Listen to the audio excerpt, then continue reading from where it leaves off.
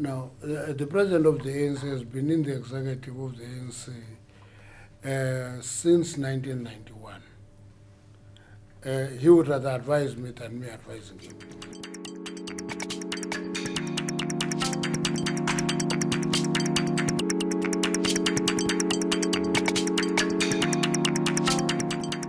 He was Secretary General, he was in the NEC, he was Deputy President, he is now President. So, he should have the right background to be able to deal with questions that he will confront in the Zondo Commission. I hope so.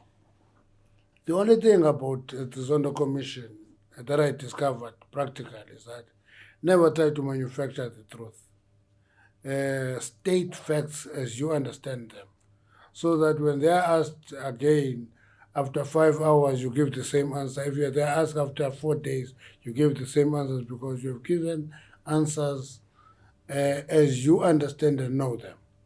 That is my secret.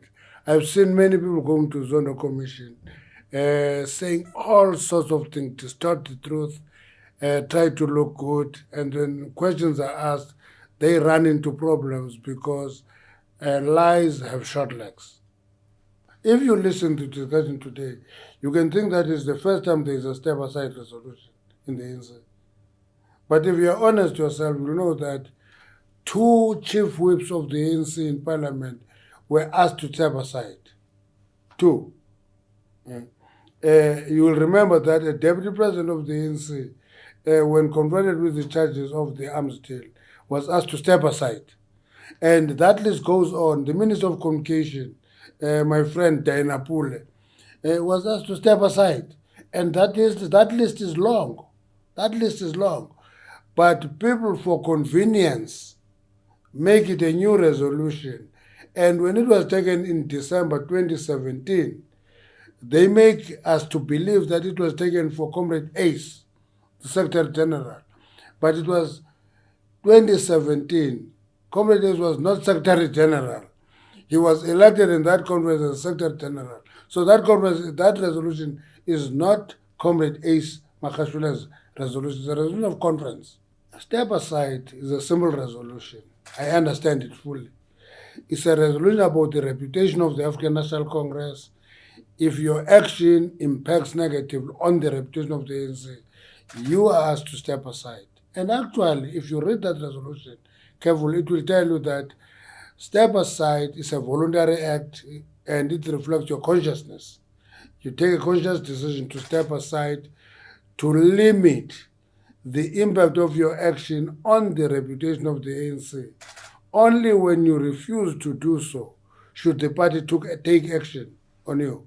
People who stepped aside earlier, one of them is Tony Yengen. He's a member of the NEC today.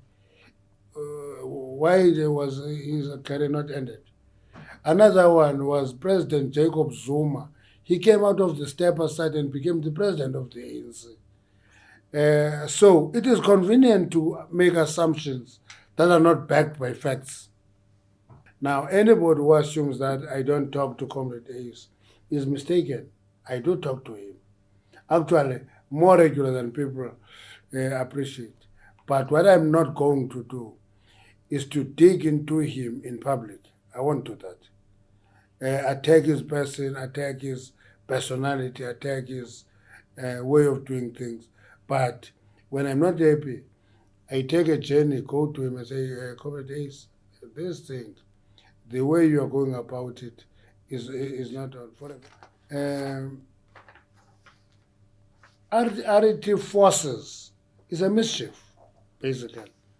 It's just mischief. Because you go to Congress, you argue for a conference to take a resolution on radical economic transformation.